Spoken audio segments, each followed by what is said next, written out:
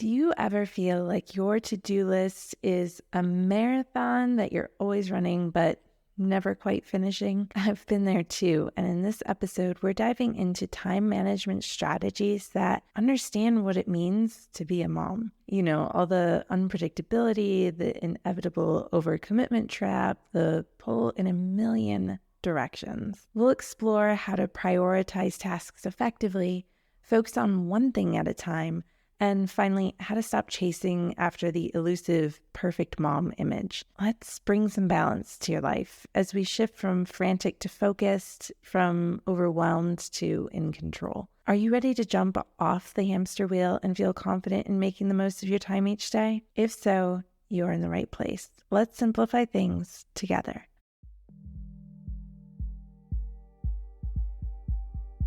I'm Erin Christopoulos, a mother of two and teacher-turned-mom strategist who puts the pieces of mom life together so you don't have to. I get that you're short on time and don't have the capacity to figure out everything on your own, which is why I'm here to help you get clear on where to put your focus while protecting your time and energy so you can actually enjoy these years with your little ones. I'm ditching the overwhelming and unrealistic one-size-fits-all tactics and replacing them with an approach that's practical and personal, because I believe your family is one of a kind with its own qualities and values that deserve an adaptable approach, offering support and encouragement where you need it most. From honest conversations and mindset shifts to practical tips and sustainable strategies, consider this your customizable guide to mom life.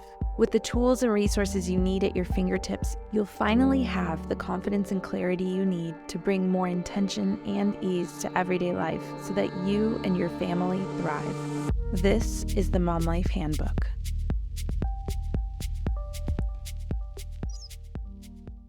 Before we dive into today's episode, I want to thank you for the reviews you've been sharing. They really bring a smile to my face and ultimately help other moms find this show too. I really can't thank you enough if you are one of the individuals who've already taken the time to share your thoughts as a review. I especially wanted to pass on these words from DC Madre, who shared, "As a mom of one with a crazy job and a partner who's often gone, I'm loving Erin's approach to parenting. It's hard to be present and manage everything at once, and I'm already feeling like there are going to be some good tips in future episodes. I really hope that these words help you feel less alone in the struggle we all share to manage everything on our plates. And I'm especially glad that this podcast is a source of that kind of support in your life. If you feel similarly, would you please share a review? It takes 20 seconds. I personally love using the dictation feature to let Siri do all the heavy lifting for me when I'm leaving reviews. And truly, reading your reviews helps me know what's resonating with you so that I can create episodes that feel really supportive to what you need most. In thinking about what DC Madre shared, I know this week's episode is really going to hit home because we're really taking on the topic of time management and how it relates to our sense of being able to keep up with all the demands of mom life. And let's be honest, in addition to mom life being busy, it's also so unpredictable, and that's exactly why traditional time management strategies don't seem to work. However, your unpredictable mom life doesn't have to be a barrier to effective time management. In fact, it can be a catalyst for it. And I know you're probably rolling your eyes thinking, all right, I've tried it all. Nothing's going to work no matter what you say, Erin. But just hear me out, because not long ago, and even now and then today, I've been exactly where you are, feeling like my schedule's spiraling out of control. But the game changer came when I realized that time management for moms requires its own set of rules and strategies. And once you tap into those, you can create a day where you're not just reacting, but truly in control of where you're putting your time and efforts. I want you to picture what that would be like to feel less overwhelmed, enjoying more balance, and having precious quality time with your family and even to yourself. It sounds incredible, right? This is the magic of time management strategies tailored to mom life. So if you're ready to shake up your schedule, to feel in control rather than overrun, and to enjoy the time with your family rather than just trying to survive it. Stick with me because we're about to redefine time management for moms. Your more balanced and less overwhelming day is just one episode away. So let's jump in. Now, I've put together 5 strategies that I think will really help you. A few things I want to preface that with is to please remember you shouldn't be trying all 5 strategies all at once. Pick 1 or 2 that resonate with you and start there. After you've mastered those, pick an extra strategy, layer it in. There's no reason to try to overhaul everything at once. I think that remembering that slow and steady wins the race is really true here. If you try to completely change the way that you get things done in your day all at once, it can be too much to manage and you're really just setting yourself up to fail. So instead, as you tune in, I want you to think about which of the strategies feel most supportive to you right now and just focus on those for the time being. You can always save this episode and come back to it when you feel ready to add in extra strategies that are going to help you maximize your time and efforts even more. One of the first things I realized, although it took me a long time to have the realization, but one of the first things I realized when I sat down to really tease out, okay, I'm a mom now, and I know I have extra things on my plate, but I couldn't figure out how the days always filled up no matter what I was actually focusing my efforts on. And what I finally realized is that it was becoming all too easy as a mom to get pulled in far too many directions throughout the day. I finally realized that I wasn't doing a good enough job of actually prioritizing what mattered. Everything as a mom feels urgent, feels important, and that gets really hard to truly filter through all of the demands and figure out what actually moves the needle in feeling productive in your day. So I really want you to start thinking about how you could identify priorities, whether those are big priorities for your month ahead, or maybe just what are your main priorities for this week? Or if you really just want to zoom in on today, what are 3 things that really have to happen today? I think that sometimes we look at our to-do list as moms and it's so overwhelming because there are more to-dos than hours in the day. It's hard to feel confident that you're going to make progress in your day when you're staring down that list of endless tasks. So instead, I want you to start thinking about, do all of those things really have to get done? Or are some of those items just something that would be nice to have done? Or maybe, is it realistic to expect that you and only you are going to get those tasks checked off of your list? I think that sometimes we could be more honest with ourselves that there are other people in our lives or that we could reach out to who could support us in making sure that those things happen. It doesn't have to be just us. So I kind of want to tease that out with you right now so that we can really figure that out. As you filter through your to-do list, I want you to start looking for high impact and low impact tasks.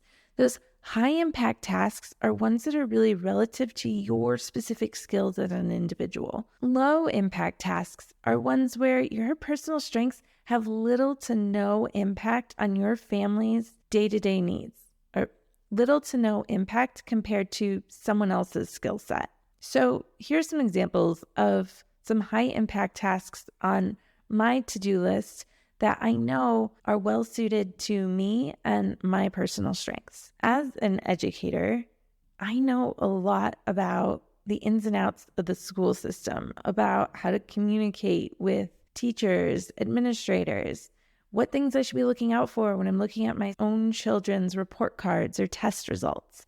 So school communication really is my strong suit.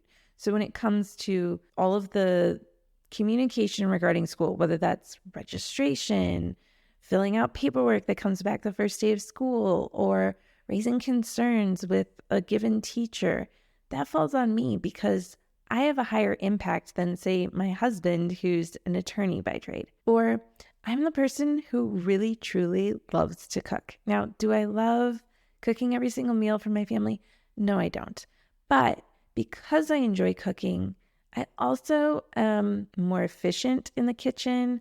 I'm able to make modifications where needed. And that's actually really important because if my husband were doing the cooking, it would mean a lot of extra time for him wasted in the kitchen that he could be spending on higher impact tasks for him because he's not as familiar with cooking. So not only would that be time wasted, but then when we also start to think about my family's unique dietary needs, especially when it comes to my daughter's severe food allergies, it's a lot easier for me to quickly recognize where I can make modifications in a recipe, how I can adapt the recipes to fit my kids' preferences when it comes to their food while also making a dish that is going to be enjoyable to my husband and I. I find that doing all of the meal prepping and cooking is a higher impact task for me than for my husband. So that's one that I've taken on in our family. Now, some examples of low impact tasks that maybe do fall on my plate, but don't necessarily have to, would be things like school drop off or pickup. I'm not doing much communicating during that time. Now, do my kids need to get to school and need to be picked up from school? Absolutely. But I'm not bringing anything else to the table that someone else could easily bring to the table when it comes to driving the car or walking to school, talking to them, maybe giving them a snack if I'm picking them up or someone else is picking them up. Literally anyone could do that, right? So that's one example of a task that needs to happen in our household, but it's low impact. So maybe it's not one that I have to do, or maybe it's not one that I have to do every day. Maybe that's something I can share with my husband or with a neighbor. Another example when we're looking back at the meals is, I could do the meal planning. I can pick the recipes, but doing the actual grocery shopping for the ingredients for this week's menu doesn't necessarily have to default to me. I don't have to physically walk into the grocery store and take the ingredients off the shelf. I often take advantage of the free services at grocery stores that allow me to place my grocery orders from the comfort of my home and rely on someone else to help me actually do the physical act of shopping in the store so that all I have to do is swing by the grocery store when I'm already driving past it on the way home from gymnastics, and that task is done. Just because we are capable of doing all the tasks that our family needs in order to keep our household running smoothly doesn't necessarily mean that they are tasks that have to fall on my plate. So I want you to start thinking through the tasks that you're completing, either in your household or even at work or in your own business. What are the high impact tasks that really matter, that you really should be focusing your time and attention on? And what are the low impact tasks that you could start thinking creatively about to help reduce the number of tasks that are on your plate, because you can come up with some creative solutions in order to ensure that those are happening, but maybe in a more efficient way. We'll get more to that in a minute. But the big idea here is I want you to really start recognizing maybe how you're overcommitting, because a lot of us know that we are capable of doing so much. So it's very easy to say yes and really hard to say no when a need arises and we know it's a need we could meet.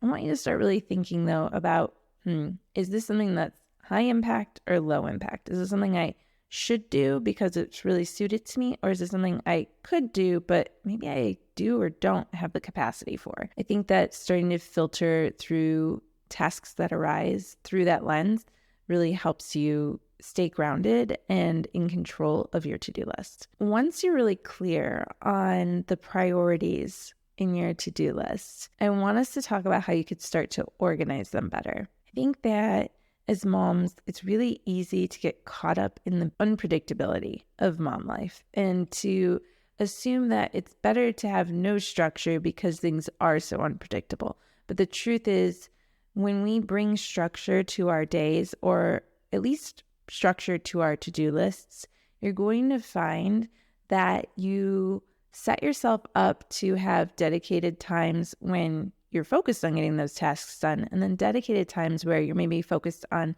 all the other things that really matter to you, like time connecting with your kids or time focused on your work. When you create kind of these structures in your life as a mom, it actually brings you a little bit more of a sense of freedom than if you didn't have the structure. Because if you're flying by the seat of your pants all the time, it really becomes overwhelming because you have no defined times for when things are going to get done. So you just end up trying to do all the things all at once, and it's really setting you up to fail. I loved this quote from Stephen Covey, who really does know so much about managing your time and focusing your efforts. He said, "Time management is really a misnomer. The challenge is not to manage time, but to manage ourselves. The key is not to prioritize what's on your schedule, but to schedule your priorities. So I think you could probably already see the connection here, but what are your actual priorities? What's actually important? What are your high impact tasks? Because those are deserving of your time and efforts. Everything else we can figure out. We'll get there. But I think sometimes we give everything equal priority.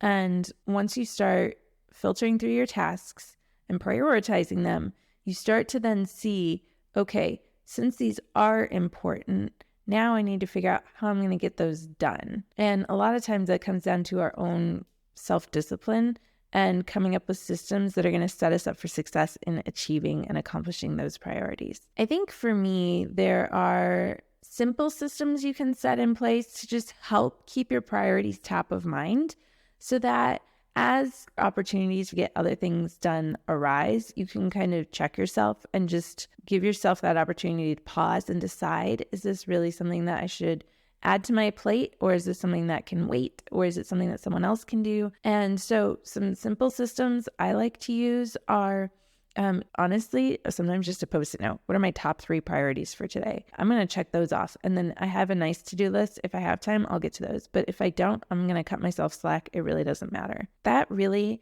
has been so effective for me in just scheduling in, staying a little bit organized, but also staying very flexible in my approach. Now, when the kids are in school or in camp where their schedule is a little more predictable, or even when I knew I had someone taking care of the kids, maybe on the weekdays, those are times where I have had a lot of success with time blocking. I'm not going to dive into that in this particular episode, but I would be happy to do that if that's something you'd be interested in learning about, or even if you would like to dive a little deeper into other systems, not necessarily really rigid ones, but if you want me to dive more into, say, ways I do my top 3 priorities or anything like that, just let me know in a review if you'd like an episode about that topic specifically. If I see that enough people are interested, I would absolutely love to make an episode about that topic. Now, I know you might be thinking, yeah, Erin, planning was great before I had kids, but that doesn't work because things always come up. I want you to remember, keeping your approach adaptable and flexible really helps you accommodate unexpected events. Having that loose plan of your top 3 to-dos is a very easy way to at least check yourself and focus on high impact tasks and filter through with urgency. So if someone asks you, oh, hey, I forgot we need to bring an appetizer to our friend's barbecue tomorrow. Can you figure out what we could bring? Yes, that task is time sensitive. It's urgent. But I think that you need to check back through your high impact list of tasks. Is scooping up an appetizer at the grocery store, maybe one that's pre-made or something easy to throw together, is that high impact for you? It could be. Or is it something your partner could do? Or is it something that, you could ask your mom or your mother-in-law to help out with? I'm not saying it's not an important task, but when you have a loose plan for it, well, what little time do I have today?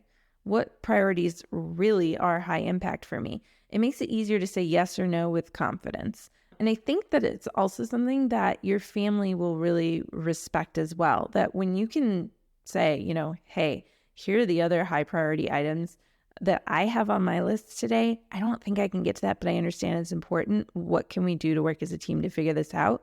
I think it becomes a lot easier to be a more effective communicator and to also hold those boundaries that maybe have been blurred in the past. If you're feeling like you struggle with overcommitment or you feel guilty when you say no, I want you to go check out episode 7, which is all about mom burnout. You'll learn in that episode how to really get clear on the causes of things that are setting you up for burnout and help you create more effective boundaries. I think you'll find that there are some really practical strategies there that'll help you get back on track. I get it. Mom life can be a lot. And that's why I created the Focus Finder quiz. This free interactive quiz is custom made for moms like you who are looking for some clear direction in navigating the challenges of everyday mom life. Answer just a few quick questions, and you'll receive personalized results that showcase your mom's strengths and highlight any areas where you might be struggling. Plus, I'll send you a printable resource that offers simple, effective strategies to help you bring focus to the parts of your life where you need it most. If you're ready to say goodbye to the chaos and hello to ease, then it's time to take the Focus Finder quiz. Head to momlifehandbook.com/quiz right now to take the quiz and get your personalized results and resources today. So once we're clear on our priorities and we come up with a very simple system of just keeping those priorities top of mind, I find that it's really helpful to carve out moments in your day where you can really focus in on some intentional single tasking. Research is showing more and more that our brains are not designed for multitasking. Say what you want. I know you are capable of doing more than one thing at a time, but that does not mean that you are efficient at it or that it helps you check more items off your to-do list as a result. Instead, if you really want to get things done, I want you to start thinking about how you can single task. This quote from Tony Robbins really sums it up so perfectly. One reason so few of us achieve what we truly want is that we never direct our focus. We never concentrate our power. Instead, we're spreading ourselves far too thin. We're trying to do too much all at the same time. And I think that we can all relate to those moments when we try to start folding a load of clothes and then we immediately hear, "Mom, come play with me," or we start to cook dinner and our little one is feeling extra needy and wants us to hold them, and we try to do it all at once. And I get it. I understand that, especially if you're at home with your little ones, it's hard to also try to feel productive at the same time. I get that the idea of single tasking can sound a little aspirational, but let's dive into some ways that you can actually make this work for short periods of time. We're not talking about 30 minutes or anything like that where you're going to be uninterrupted, because I don't know that that's necessarily a realistic expectation of our little ones. But you will find after you set up some basic ways of achieving 5 or 10 minutes at a time, your kids will grow accustomed to it, and eventually you can really extend that time more and more, and you'll also get better at getting things done more quickly once you really master the craft of single tasking. I'm thinking back to the days when my kids used to take a nap, and I'd put them down and I wouldn't even know where to begin because I had so many things I wanted to get done at that time. So if your kids do nap, this can be a great time to get things done. It can also be a great time for you to make some time for yourself to rest and recharge. But I think sometimes we have this awareness of all the things that need to get done during a short period of time that it's so hard to know where even to begin. And so I think you'll find that if you can make your priority list, it will become very clear to you exactly where your efforts should go. And as a result, you save time because you're very clear on what needs to happen, and you'll be able to cut through all of the extra noise. And then that way too, if something like a nap time gets cut short, you've likely gotten through at least 1 or 2 high impact tasks that you won't be upset if your child, wakes up early, or maybe on the flip side, they're not falling asleep. And I remember those days where I would get so frustrated where I'm like, I have so much to get done and I need them to sleep. And then by the time I'd get my kids down for their nap, I would just be so spent. I wouldn't have the energy to get through my to-dos. So instead, I think that even if you can just have that priority list right in front of you on a little Post-it note, it makes it a lot easier to recognize, like, okay, it's okay they're not falling asleep yet. I really just need to get through this number one priority. It will only take me 10 minutes. I know I'll at least get that. And you can just kind of release the pressure on everything else. You'll find that it really helps. So make sure that you're really focused in on those high impact tasks. And then I want you to also make sure that you turn off distractions. Those tend to slow us down. So if my phone's nearby, I tend to pick it up a lot. I'm going to go check Instagram, check my email. Instead, if you can pop in an earbud and listen to a podcast or an audiobook, kind of focuses your attention. You can do that while you're getting some things done, which I feel like is really helpful. And then if you are someone who's feeling like, okay, my kids don't nap or I'm not home for nap time, if you go back to episode 5 of the podcast, it's titled Family Quality Time, Strategies for Meaningful Connections. You're going to find that I walk you through this amazing strategy of how to spend time intentionally with your child prior to focus time on getting tasks done. You'll find that by giving them that dedicated time and attention, they're more likely to be set up for success for some independent play or time alone. Maybe that's even just some quiet time that you have designated for them, where then they don't need you quite as much as they otherwise would, and you can go get some things done uninterrupted. And then you can wrap it up with some more connection time with your kids. So if that's a strategy you haven't tried before, it's one of the ones that I talk about in the 5th episode of the podcast. So be sure to go check that one out because it will set you up for some uninterrupted time to get things done. So we've already talked about how to prioritize your tasks, how to plan when you're going to get them done, even if it is as simple as a top 3 list for the day, and then how to focus in and just carve out 5-10 minutes to get some of those tasks done and focusing in on those tasks so you're not trying to do too much all at once. But what about the tasks that don't fit into our schedule or are low impact but still need to get done? I know that you're probably not going to like my answer on this, but I want you to really start realizing you cannot do everything that is on your plate currently. And it is time for you to start recognizing ways that you can delegate or delete or delay some of the tasks that are on your to-do list that really are not high impact for you. Now, I get it. When it comes to folding laundry in your house, there's probably no one that's going to say, yep, that's me, that's my strength. But I'll tell you what, a great example of that is I am the world's slowest laundry folder. I don't know why, can't get it done quickly. My husband, he goes in, he gets through a whole basket of laundry in under 10 minutes. Now, are they Marie Kondo style folding? Nope. They are not. But to me, sometimes when I'm in a pinch and I'm like, I have other things I have to get done. Can you please help with the laundry? He's in, he's out. It's really not much time for him and the task is done.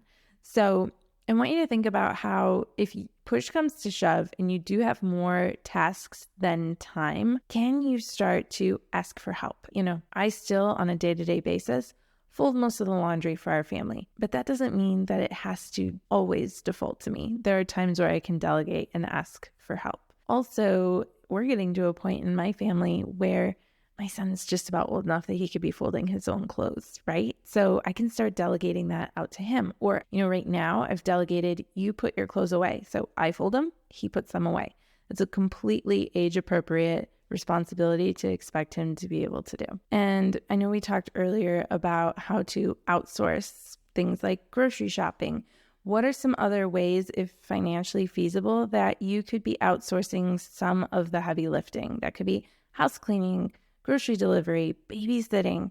It could even be setting up auto-subscribe for things that you need on a recurring basis, like paper towels or laundry detergent. These are things that can free up significant time and brain power, which I feel like is so important because when your mind is trying to keep track of so much, it's easy for things to fall through the cracks. And that's really overwhelming and it can be upsetting too. So do what you can to use outsourcing as a form of delegation, even if some of that is just automating tasks or things that need to get done. I know I even have recurring reminders on my calendar that help me know when something needs to get done. It just helps make sure that it happens, but doesn't take up my mental capacity at the same time. I also want you to think about too, if you know that something like the dishwasher needs to be unloaded. Okay, it's okay if that is a low impact task that is on your to-do list. Maybe start thinking too about either, is that something that could be delayed? It's probably not as urgent as maybe something else on your priority list. So using your dedicated time where you are single tasking, focusing that on your high impact tasks, and then finding ways to get tasks that are low impact and maybe not as urgent, getting those done when the kids are around and awake can help you feel more efficient as well. So, also our kids having a role in the household and being contributors is really important. So asking them to help unload the dishwasher with you can actually be something that's fun and instill a sense of responsibility and creates this sense of teamwork for your family. So be looking for those opportunities that, if something is low impact for you, it's also probably low effort. Although it does take effort and it does take time, it's not like you need to use your brain power for that. So feel free to get those things done at that time. And if you want other helpful strategies like that, I want you to go check out the free guide that I put together for you. It's all about productivity secrets for busy moms, and that's one of them, figuring out which tasks should get done when. So if you want more strategies like that, I've linked it in the show notes, or you can just go to momlifehandbook.com/productivity guide and grab it right there to get things done in a more thoughtful way. Also, if you're feeling like you need some extra support in delegating tasks when it comes to you and your partner getting things done around the home, I know a lot of moms who have found Eve Rodsky's work really helpful. She wrote Fair Play, and it's all about how to create equity in the home when it comes to getting tasks done. So definitely check out her work. I think it is so great, and it starts, if nothing else, the wheels turning for you in terms of, is it realistic that so much does default to me, or are there things that my partner and I could be doing to bring more equity in getting things done around the house? And then remember too that just because there are tasks you could do, it doesn't mean that they even have to get done. You can delay them or you can delete them altogether. For example, my mudroom is such a mess. At the time of this recording, it's June, and I literally haven't put snow gear away. But it needs to happen. But to me right now, that's not a high impact task, nor is it urgent. So for now, the winter gear is staying in the mudroom. I will get to it in a week or two. I am delaying that task. And who knows, I may ultimately just delete it altogether. It really doesn't matter that the snow gear is sitting in there. It's not bothering anyone. And it snows so early in Colorado anyway, we may end up needing it in just a few months' time. And the last thing I want you to really focus on is embracing imperfection. My mudroom being a perfect example of that. It is not the perfect mudroom that's ready for summer. It will be, hopefully, soon, but I'm okay with the fact that it's imperfect. It doesn't hinder our family's day-to-day function.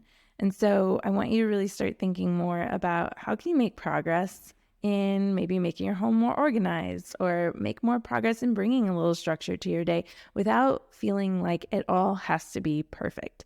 I think that, and I've said it before, but social media really does create this sense of, wow, so many other moms have it together. They're so organized. They're so fun. They do so much and they make it look so easy. But we have to remember we are really just seeing the tip of the iceberg there. We are seeing the highlights of their life, right? And they're doing it from a place of wanting to be encouraging and help make life easier for you by creating inspiration. But I think sometimes it creates this sense of comparison that we need to be really cautious of and cognizant of. So just remember, no one's life is perfect, no matter what you're seeing.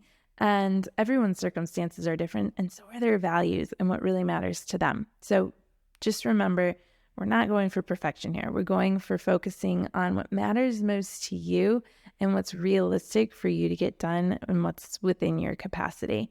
You don't have to get everything done every single day. And I want to really leave you with this thought that your worth as a mom is not tied to your productivity.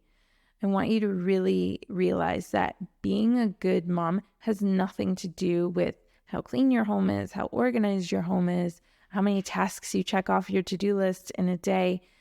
I want you to give yourself permission to relieve this pressure of perfection. You're going to find that if you focus on what truly matters, you can cultivate an environment where you're self-compassionate and that you're really present for your family, because you're not so worried about the appearances and you're more worried about focusing on what really makes the biggest impact for your family, what matters most, and making sure that those needs are met. And then you have time and energy freed up for the things that really matter most to you.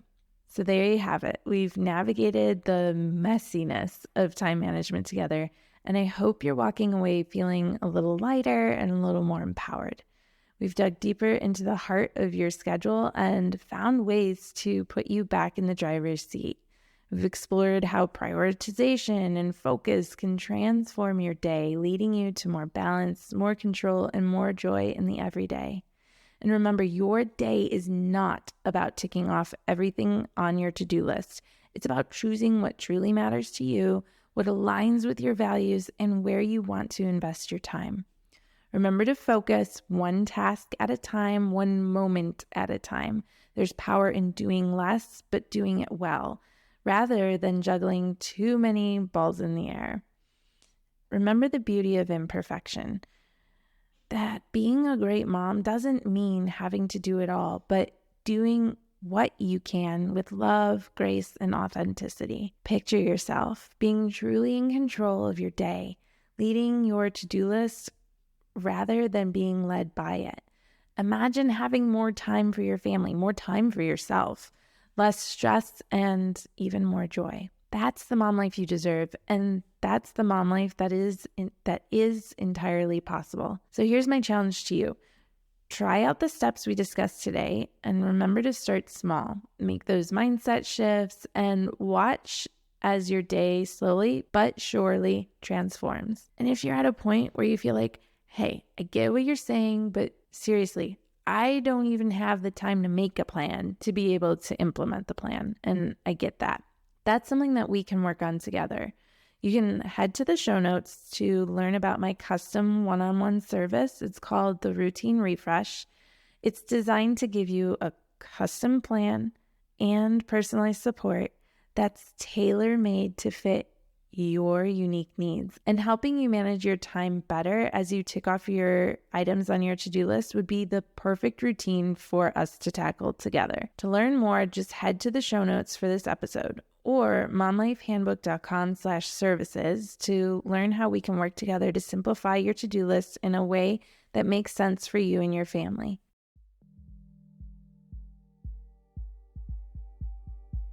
You've just finished another episode of the Mom Life Handbook podcast. Remember to check out the episode description for all the important links and highlights from today's show.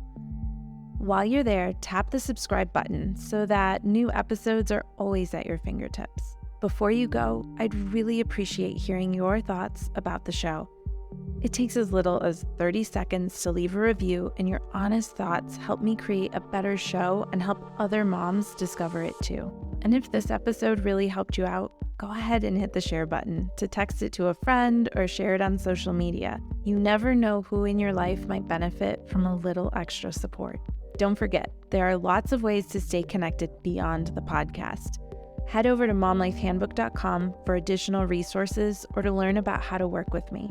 And be sure to follow along on Instagram at momlifehandbook. Send me a DM to say hey or to share your thoughts on today's episode. Connecting with you personally is what I really love most.